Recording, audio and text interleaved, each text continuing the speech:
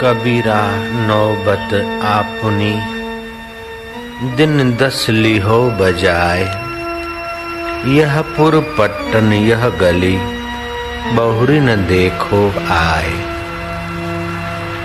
कबीर जी कहते हैं कि अपनी नौबत बजा लो हरि नाम की, फिर ये शरीर रूपी पुर और ये परिस्थितियां मिले न मिले कोई पता नहीं। कबीरा नौबत आपनी, दिन 10 लिहो बजाए। यह पुर पट्टन यह गली, बहुरी न देखो आए। मनुष्य जीवन दुर्लभ है लेकिन क्षणभंगुर भी है। शरीर अनित्य है, वैभव शाश्वत नहीं। और मौत सिर पर खड़ी है, कब कहां मृत्यु हो जाए, लेकिन मृत्यु होगी ये पक्की बात। जो 3 बातों को नहीं जानता वो सब कुछ जानते हुए भी कुछ नहीं जानता है। इन 3 बातों को जो जान लेता है वो चाहे बाहर का कुछ कम भी जानता हो तभी भी उसने बहुत कुछ जान लिया। 3 बातें तो अच्छी तरह से जान लेना चाहिए। एक बात ये जान ले कि मृत्यु जरूर होगी, मृत्यु जरूर आएगी, कभी भी आएगी, कहीं पर भी आएगी, किसी निमित्त भी आएगी, आएगी जरूर। मानना अलग है, जानना अलग है। हम जानते हैं कि विषधर काटता है तो खतरा पैदा होता है मृत्यु का।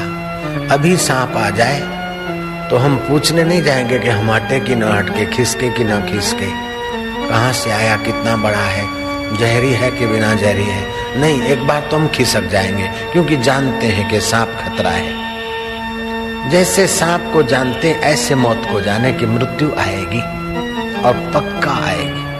कहीं भी आए, किसी निमित्त भी आए, आएगी जरूर। अगर ये नहीं जानते तो हम पठित मूर्ख हैं। मृत्यु आएगी, जरूर आएगी, इस बात को ठीक से जान ले।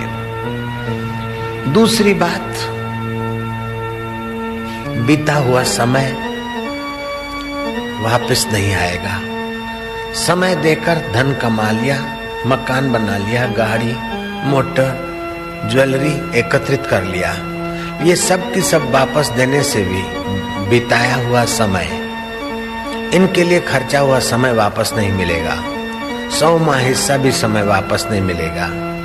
इसलिए समय हमारा इन वस्तुओं से, इन गाड़ियों से, इन धन से, पदार्थों से, पदवियों से हमारा समय कीमती है। समय देकर हमने पदवी डिग्रियां प्राप्त कर ली, लेकिन डिग्रियां देकर उतना समय हम फिर से अर्जित नहीं कर सकते। इसलिए बीता हुआ समय वापस नहीं आएगा। समय बड़ा कीमती है, कीमती से कीमती दुनिया में वस्तु है एक से एक, लेकिन वे सारी वस्तुएं समय देकर पाई जा सकती है, लेकिन वस्तुएं देकर समय नहीं पाया जा सकता। मृत्यु जरूर आएगी एक बात, और बीता हुआ समय वापस नहीं आएगा, और सबसे ज्यादा कीमती समय है, ये दूसरी बात। तीसरी बात, जैसे धरती में सब प्रकार के अन्न, औषधि, फल फूलों को पुष्ट करने की योग्यता छुपी है, ऐसे ही हमारे चित्त में सब प्रकार की योग्यताएं छुपी है। जैसा बीज का संस्कार होता है ऐसा वो वृक्ष फलता फूलता है, ऐसे जैसा हमारे को संग मिलता है उसी प्रकार का ज्ञान और भाव हमारे हृदय में उदय होता है। तो कीमती से कीमती समय को, कीमती से कीमती वस्तु पाने के लिए, कीमती से कीमती तत्व समझने के लिए वही संस्कार मिले ऐसा हम संग करें, ऊंचे में ऊंची चीज मिले ऐसा हम श्रवण करें, चिंतन करें और उसकी ख्वाहिश रखें। भगवान कहते हैं अनन्यस चिंतयन्तो माम ये जना पर्युपासते तेषाम नित्य अभियुक्तानाम योगक्षेम वहामि हम। जो अनन्य भाव से मेरा चिंतन करते हैं, अन्य अन्य वस्तु, अन्य अन्य व्यक्ति, अन्य अन्य पदार्थ, अन्य अन्य परिस्थिति की गहराई में जो अन्य अन्य नहीं है उसी की लीला है। वृक्ष अन्य अन्य है, पेड़ पौधे अन्य अन्य है, लेकिन सबका आधार धरती अनन्य है। ऐसे धरती, जल, वायु, आकाश, तेज ये अन्य अन्य है, लेकिन उनको सत्ता स्फूर्ति देने वाला वो मेरा रब अनन्य है। अन्य अन्य परिस्थितियों में भी जो अन्य अन्य नहीं है, उस पर जिसकी निगाह रहती है, वह अनन्य रूप से भगवान का उपासक माना गया है। ऐसे अनन्य रूप से उपासना करने वाले को अपने विषय कोई चिंता करने की जरूरत नहीं पड़ती है। उसको उन्नति के लिए जैसी परिस्थितियां चाहिए, जैसा वातावरण चाहिए, जैसे संकेत चाहिए और जैसा संग चाहिए, उसको स्वाभाविक मिलता रहेगा।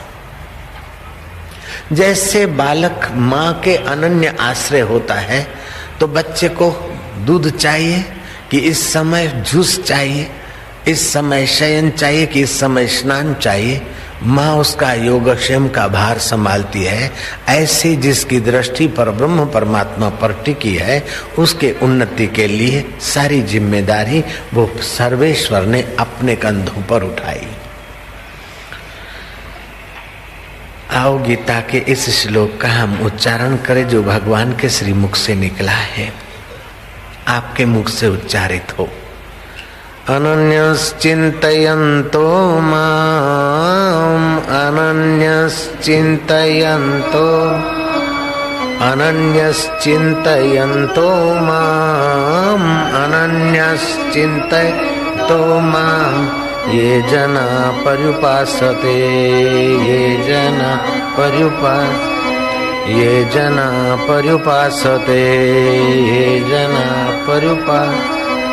तेषां नित्यभियुक्तानां,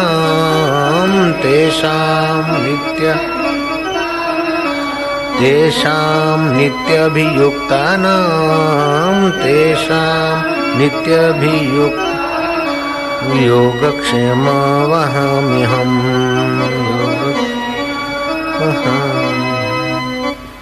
भगवान कहते हैं जो अनन्य भक्त मेरा चिंतन करते हुए मेरी उपासना करते हैं, मेरे में निरंतर लगे हुए उन भक्तों का योगक्षेम अर्थात अप्राप्त की प्राप्ति और प्राप्त की रक्षा, जो परिस्थितियां उनके उन्नति में प्राप्त होनी चाहिए उनकी मैं प्राप्ति कराता हूँ, और प्राप्त परिस्थितियों की, वस्तुओं की, उनकी मैं अपने सिर पर जिम्मेदारी लेता हूँ।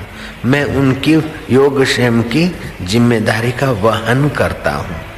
संसार की आसक्ति से मन विमुख हो जाए, इसका अर्थ है अनन्य, और केवल भगवान के सन्मुख चित्त हो जाए, उसका नाम है भगवान का चिंतन। सक्रिय अक्रिय सर्व अवस्था में भगवान के परायण मन रहे, उसका नाम है उपासना। अंधेरी रात है, काली अंधेरी अमावस्या की रात है, सावन का महीना है, मध्य रात्रि के 12 बजे हैं। माँ ने दरवाजे की दरारों से झांका, पुत्र अभी तक बैठा है। माँ कहती है मेरे लाल, रात बीती जा रही है, सब अपने अपने बिस्तर पर खुर्राटे ले रहे हैं, यहाँ तक कि मेरे पुत्र पक्षी अपने घोंसलों में आराम कर रहे हैं और मनुष्य अपने बिस्तर पर। तू कब तक रात जगता रहेगा बेटा, सो जा। उस होनहार लाल ने अपनी दरी बिछाई है, जो लेटने को होता है इतने में पपीहा ने कह दिया पीहू पीहू पीहू। बिछाई हुई दरी संकेल लेता है, माँ को कहता है कि माँ तुम सो जाओ। वो पपीहा अपने पिया को पुकारता है, तो क्या मैं उसको भूलकर सो जाऊं?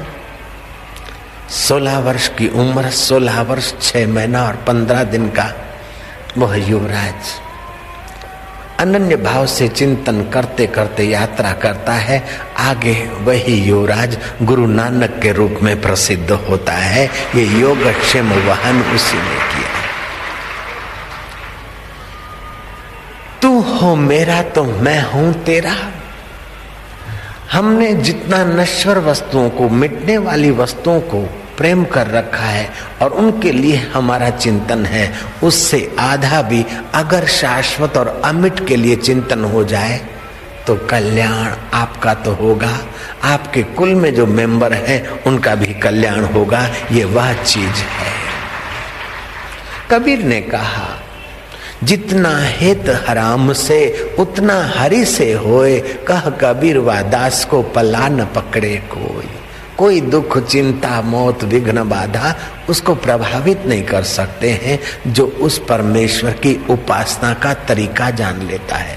महत्व बुद्धि संसार में है और भजन करते भगवान में तो मन नहीं लगेगा। महत्व बुद्धि भगवान में है और चिंतन करते संसार में तो भी मन भटकेगा। महत्व बुद्धि भी भगवान में और चिंतन भी भगवान का हो जाए तो संसार तो उसकी छाया है, अपने आप हो जाता है। साधु के कारज प्रभ आप संवारे। दो चोर चोरी करने के इरादे से आए, लेकिन उन दो चोरों को दिखे धनुषधारी दो भाई, मुकर गए। थोड़ी देर के बाद जाए, वो सिपाही सो गए होंगे, लेकिन फिर सिपाही ज्यों के त्यों सतर्क। रात भर में कई चक्कर काटते काटते प्रभात हो गई। प्रभात होते ही चोरों के होश हवास उड़ गए। फुट फुट कर रोए तुलसीदास के चरणों में कि महाराज, हम तो आपके घर चोरी करने आए थे, लेकिन अब चोरी तो चोरी की जगह रही। तुम्हारे दो चौकीदारों का हमें एक बार केवल दीदार करा दो। वो चौकीदार जो दो थे, धनुष बाणधारी, एक श्याम वर्ण था, एक गौर वर्ण था, एक सांवला सलोना गगन सदृश था।